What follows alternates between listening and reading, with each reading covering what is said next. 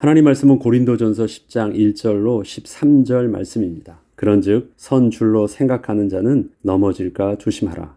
고린도전서 오늘 본문의 1장부터 6절에는 형제들아 나는 너희가 알지 못하기를 원하지 아니하노니 우리 조상들이 다 구름 아래에 있고 바다 가운데로 지나며 모세에게 속하여 다 구름과 바다에서 세례를 받고 다 같은 신령한 음식을 먹으며 다 같은 신령한 음료를 마셨으니 이는 그들을 따르는 신령한 반석으로부터 마셨음에 그 반석은 곧 그리스도시라. 그러나 그들의 다수를 하나님이 기뻐하지 아니하셨으므로 그들이 광야에서 멸망을 받았느니라. 이러한 일은 우리의 본보기가 되어 우리로 하여금 그들이 악을 즐겨한 것 같이 즐겨하는 자가 되지 않게 하려 함이니 오늘의 본문의 주된 내용입니다. 사도 바울은 고린도 교회 성도들에게 권면함에 있어서 나는 너희가 알지 못하기를 원하지 아니한다라고 자신의 마음을 전한 후에 이러한 일은 우리의 본보기가 되어 우리로 하여금 그들이 악을 즐겨한 것 같이 즐겨하는 자가 되지 않게 하려 함이나 라고 하면서 출애굽 당시의 이스라엘 백성의 이야기를 비유로 들어 하나님 백성된 그리스도인의 삶의 모습이 어떠해야 하는지를 교훈하고 있습니다.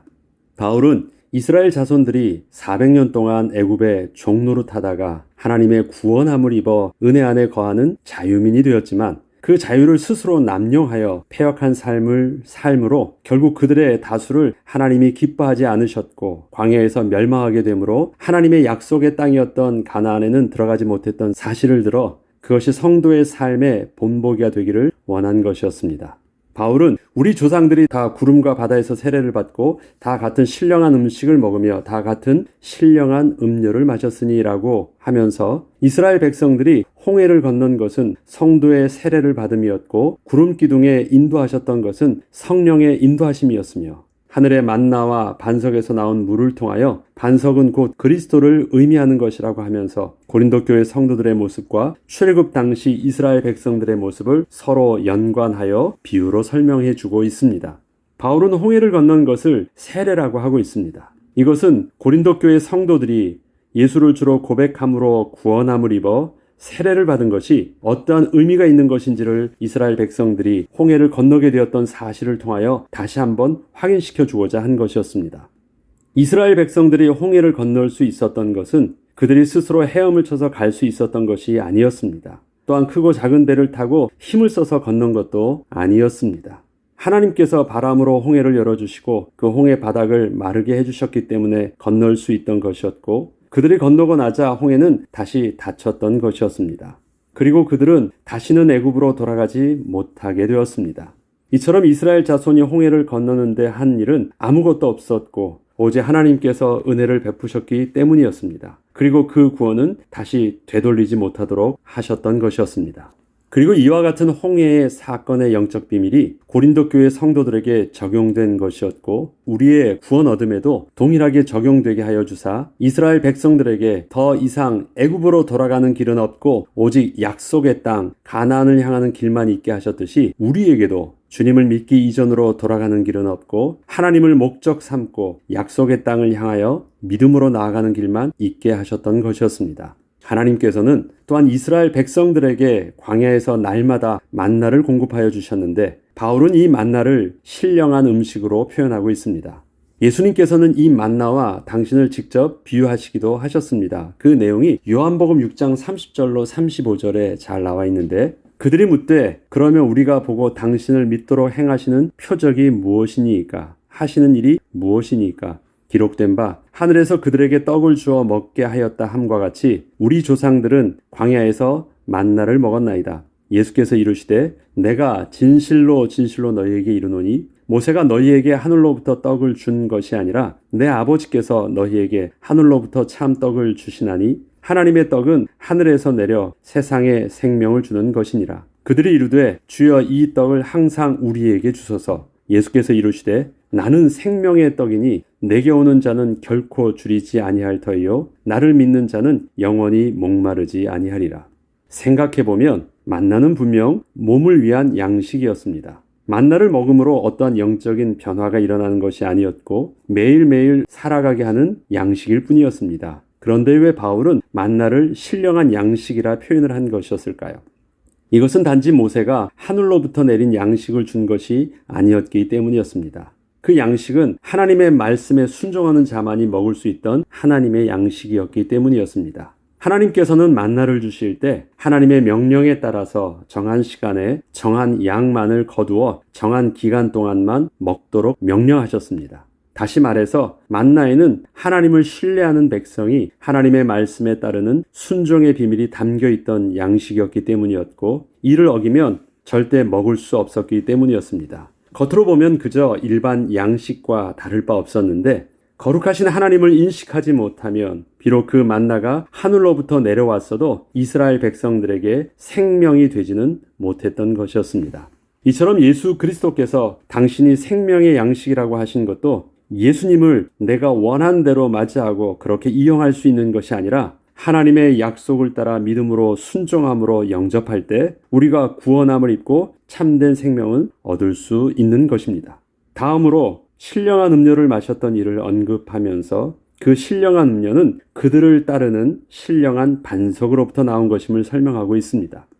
그런데 특별히 주목해서 보아야 할 것은 바울이 반석에서 물이 나왔다고 하지 않고 그들을 따르는 반석이라고 하면서 그 반석은 곧 그리스도시라고 설명을 한 것이었습니다. 반석, 즉 바위로 이루어진 땅이라는 것은 건물을 짓거나 홍수가 나서 피해야 하는 사람에게는 좋은 의미일 수 있으나 광야와 같은 척박한 환경에서 물을 구해야 하는 입장에서 본다면 아무런 소망이 없는 장소가 바로 바위산, 돌땅입니다. 광야를 지나는 이스라엘 백성에게 제1순위는 양식이 아니라 물이었습니다. 양식은 며칠 먹지 못해도 버틸 수 있었고 당장에 필요하다면 가축이라도 잡아먹을 수 있었지만 당장에 물이 없다면 가축들도 버틸 수 없고 사람들도 오래 버틸 수 없어 다 죽었기 때문이었습니다.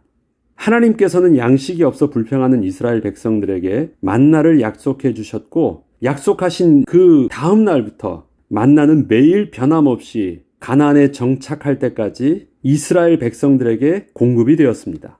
그럼에도 불구하고 이스라엘 백성들이 하나님을 향한 원망과 불평이 끊이지 않았던 이유는 만나 양식 때문이 아니었고 바로 이 물 때문이었습니다. 이것은 비록 광야라 할지라도 만약에 한 곳에 정착을 하고 있었다면 별 문제가 되지 않을 수 있었지만 전혀 예측할 수 없는 시간표에 예측할 수 없는 장소로 계속 이끄시는 하나님의 주권 앞에서 이스라엘 백성들은 움직일 때마다 늘 반복적으로 새로운 물의 근원을 걱정해야만 한 일을 반복할 수밖에 없었기 때문이었습니다. 하나님께서는 물에 대해서는 만나처럼 보장된 약속을 해주지 않으셨습니다. 그리고 이끄시는 곳도 물이 있는 오아시스로 이끄신 것도 아니셨고 또 먼저 정탐꾼을 보내서 어디로 멈춰야 될 것을 미리 찾아보게 하신 것도 아니셨습니다. 무조건 이끄셨습니다. 그런데 그곳이 살만한 장소가 아니고 오아시스도 아니었던 것입니다. 이스라엘 백성들은 그래서 이동이 즐겁지 않았고 새롭게 도착한 환경은 전혀 기쁘지 않았습니다. 도착하면 언제나 제일 먼저 나오는 말들이 감사가 아니라 이전에 있었던 곳이 더 좋았다는 불평만 계속될 수밖에 없었습니다. 이것이 반복적인 이스라엘 백성들의 이동 후의 삶이었어요. 저와 여러분에게 있어서 함께 하시는 반석 되신 그리스도의 비밀들을 우리가 이해하지 못하면 똑같을 것입니다. 우리의 삶을 하나님이 늘 이끄시죠. 새로운 사건과 새로운 환경 속에서 하나님 우리의 삶을 또 새롭게 늘 이끄시는데 그런 새로운 일들이 우리에게 하나님께 감사가 되지 않고 우리에게 늘 두려움과 원망과 불평이 되고 옛것이 좋았다는 후회가 자꾸 일어나고 있다면 왜 내가 그럴까라고 생각해 볼 때 문득 이스라엘 백성들이 광야에서 하나님의 은혜 아래 거하면서도 구름 기둥으로 보살핌을 받고 만나로 양식을 공급함을 받으면서도 왜 원망과 불평은 계속됐느냐를 생각해 볼 때 바로 이 물 때문이었는데 물에 대해서 바울은 뭐라고 얘기하냐면 그들을 따르는 반석에서 나오는 물이라고 말을 하고 있고 바로 이 반석이 바로 그리스도라고 표현을 하고 있습니다. 이해되시겠습니까? 이처럼 반석은 이스라엘 백성들에게 참으로 희망을 찾을 수 없게 했던 장소요 대상이었습니다. 그런데 예수님께서는 바로 그 반석이라 하신 것입니다. 하나님께서는 바로 그 반석에서 물을 터뜨려 주셨습니다. 대략 200만 명이 마실 수 있는 물의 양이라면 땅을 파서 우물을 구하는 정도로는 어림도 없었는데 하나님께서는 반석에서 친히 물을 터뜨려 주셔서 물이 흘러 강이 될 정도로의 양을 공급해 주셨던 것입니다. 그래야 200만 명이 먹어요. 단순히 저들이 도착해서 우물을 파서 그 우물을 가지고 살 수 있는 것이 아니었습니다.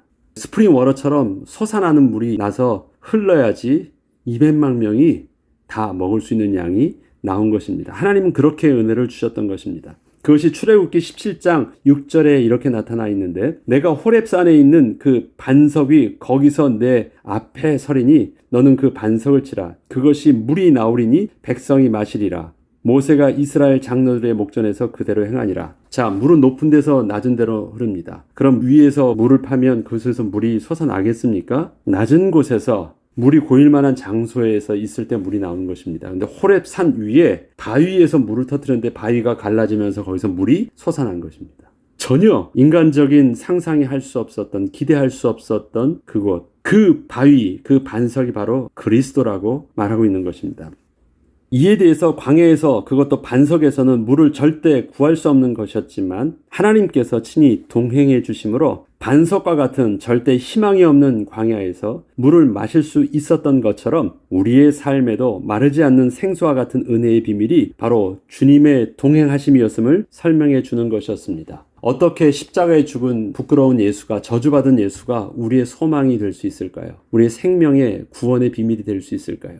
유대인들은 그것을 절대 받아들일 수가 없었습니다. 저주의 상징이었는데, 기대할 만한 것이라고는 하나도 없었는데 어떻게 나사렛에서 선한 것이 나올 수 있느냐고 배척했었던 가난한 목수의 아들처럼 보였는데, 어떻게 그 안에서 저들이 조상 때부터 그렇게 기다렸던 참된 구원자 메시아를 기대하면서 바라볼 수 있었을까요? 반석이 바로 그런 것입니다. 우린 반석하면 그 의미가 되게 좋아 보여서 좋은 것처럼 보였지만 광야의 이스라엘 백성들에게 반석이라는 것은요, 절망의 상징인 거예요. 거들떠보지도 않는 것이 바로 반석입니다. 근데 그 반석이 바로 그리스도래요. 우리가 바로 그 예수, 그 반석을 두드리면 물이 나온다고 하는 하나님의 약속의 말씀처럼 그 예수를 우리가 믿음으로 붙잡는 우리에게, 그 반석은 우리에게 생명의 물이 신령한 음료가 될 것이고 신령한 양식이 될 것입니다. 저와 여러분이 그렇게 예수를 구주로 영접한 구원받은 하나님의 백성이 된 것입니다. 모세는 이 은혜의 비밀을 백성들에게 온전히 보여주지 못했고, 마치 자신의 능력이 광야에서 물을 나오게 하는 것처럼 르비딤에서 자신의 의와 자신의 노함을 가지고 반석을 2번 치게 되므로 가나안 땅에 들어가지 못한 이스라엘 백성들 중에 한 사람이 되었던 것입니다. 순종함으로 두들기지 않았고 노함으로 내리쳤습니다. 그래서 그는 이스라엘 백성들을 40년 동안 은혜 아래 이끈 자였고 하나님의 율법을 완성한 자였고 성막을 완성한 자였지만 하나님께서는 가나안의 축복 속으로 그를 인도하지는 않으셔서 본보기가 되게 하셨던 것이었습니다. 이처럼 구름 기둥의 인도하심과 홍해의 기적, 만나와 반석에서의 물들을 통하여 하나님께서는 이스라엘 백성들에게 하나님의 백성으로서 모든 은혜를 다 누리게 하셨음에도 불구하고 저들은 그것이 얼마나 크신 하나님의 은혜인지 제대로 알지 못했던 것입니다. 그 결과는 비참했습니다. 매일의 하나님의 은혜 속에서 살고 있었으면서도 하나님께 감사하며 순종하기보다는 매일 원망과 불평으로 스스로 자기가 원하는 길로만 가고자 하기를 반복하였었기에 15절에는 이렇게 말하고 있습니다. 그러나 그들의 다수를 하나님이 기뻐하지 아니하셨으므로 그들이 광야에서 멸망을 받았느니라 라고 기록하고 있는 것입니다. 결국 저들은 가데스 바네아에서 하나님의 약속의 말씀대로 가나안 땅에 들어가려 하기보다 12명의 정탐꾼 중 10명이 보고했던 불신앙의 말을 그대로 믿고 들어가기를 주저하므로 여호수아와 갈렙을 제외한 출애굽의 1세대는 가나안 땅에 들어가지 못했던 사실들을 상기시키면서 6절로 11절은 이런 이스라엘 자손들의 모습을 어떻게 우리가 받아야 하는지를 바울은 교훈으로 전해주고 있습니다. 6절에는 이러한 일은 우리의 본보기가 되어 우리로 하여금 그들이 악을 즐겨한 것 같이 즐겨하는 자가 되지 않게 하려 함이니, 이스라엘 자손들이 하나님의 약속을 믿지 않았던 것을 바울은 악이라고 분명히 말하고 있습니다. 그리고 우리가 이스라엘 백성들처럼 그러한 악을 좋아하는 사람이 되어서는 안 된다는 것을 저들을 통하여 본보기를 삼으라고도 합니다. 그리고 본보기는 스스로 교훈 삼아 잊지 않으면 크게 유익한 것이 될 것이지만 그렇지 못한 자들에게는 7절에 그들 가운데 어떤 사람들과 같이 너희는 우상 숭배하는 자가 되지 말라. 기록된 바 백성이 앉아 먹고 마시며 일어나 뛰논다 함과 같으니라. 그렇지 않으면 저들이 하나님을 섬긴다고 하면서도 결국은 우상 숭배자가 되어 망하는 것과 같은 그런 동일한 멸망의 길로 너희들도 갈 수 있다라는 것을 경고한 것입니다. 이 말씀은 현재 고린도 교회 성도들이 이스라엘 자손들처럼 하나님이 주신 은혜와 언약을 잊고 저들처럼 동일하게 우상 숭배를 하고 있다는 것을 지적하고 있는 것이기도 하였습니다. 이스라엘 자손들이 실제적으로 눈에 드러나게 우상을 만들고 섬기게 된 계기는 모세가 하나님의 말씀을 받기 위해서 시내산으로 올라간 후 더디 내려옴을 보고 이것을 기다리지 못했던 이스라엘 백성들이 자신들이 원하는 대로 금송아지를 만들어 스스로 하나님이라고 부르며 섬기기 시작했던 것이었는데 현재 고린도 교회 성도들이 바울이 떠나고 나자 스스로 만든 구원의 진리와 하나님을 섬기는 자신들만의 열심을 가지고 마치 그것이 하나님의 뜻인 것처럼 여기고 서로가 가르치고 또 따르면서 이전에 광야의 이스라엘 백성들이 자신들만의 금송아지를 만들어 섬기는 것과 다르지 않은 죄를 범하고 있음을 아주 분명하게 말해준 것이었습니다. 계속해서 바울은 8절에 그들 중에 어떤 사람들이 음행하다가 하루에 23,000명이 죽었나니 우리는 그들과 같이 음행하지 말자. 동일한 그런 멸망의 길로 가지 말자라고 경고하는 것입니다. 이처럼 저들이 자신만의 하나님을 만들어 놓고 섬기는 모습에는 이방 우상 숭배에서 일어나고 있던 음행도 역시 함께 했습니다. 그런데 저들은 이것을 하나님을 섬기는 예라고 하면서 스스로 규정하여 놓고 음행을 저지르고 있었던 것이었는데 고린도 성도들도 그러한 동일한 죄를 짓지 않기를 권면하고 있었던 것입니다. 이러한 영적 타락에 대한 경고는 우리도 동일하게 적용됨을 잊지 않아야 하겠습니다. 우리 속에 하나님보다 더 사랑하는 것, 세속적인 욕망의 추구, 하나님의 하나님 되심을 인정하지 않는다면 우리가 바로 가나안 땅에 들어가지 못한 이스라엘 자손이고 고린도 교회가 될 것입니다. 오늘 본문의 8절로 11절에는 마지막으로 그래서 이렇게 권면하고 있습니다. 그들 중에 어떤 사람들이 음행하다가 하루에 23,000명이 죽었나니 우리는 그들과 같이 음행하지 말자. 그들 가운데 어떤 사람들이 주를 시험하다가 뱀에게 멸망하였나니 우리는 그들과 같이 시험하지 말자. 그들 가운데 어떤 사람들이 원망하다가 멸망시키는 자에게 멸망하였나니 너희는 그들과 같이 원망하지 말라. 그들에게 일어난 이런 일은 본보기가 되고 또한 말세를 만난 우리를 깨우치기 위하여 기록되었느니라. 그런즉 선줄로 생각하는 자는 넘어질까 조심하라.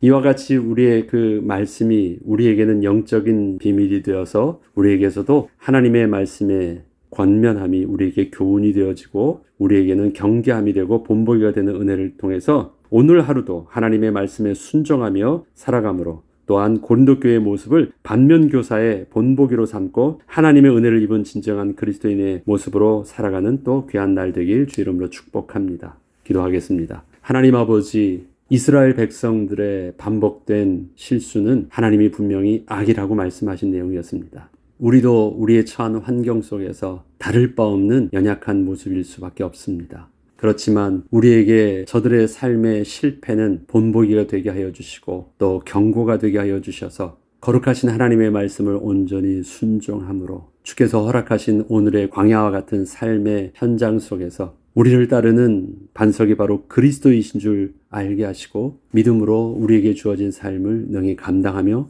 살게 하여 주시옵소서. 성령의 인도를 받으며 승리하는 하루 되게 하여 주옵소서. 감사드리며 우리 주 예수 그리스도 이름으로 기도합니다. 아멘.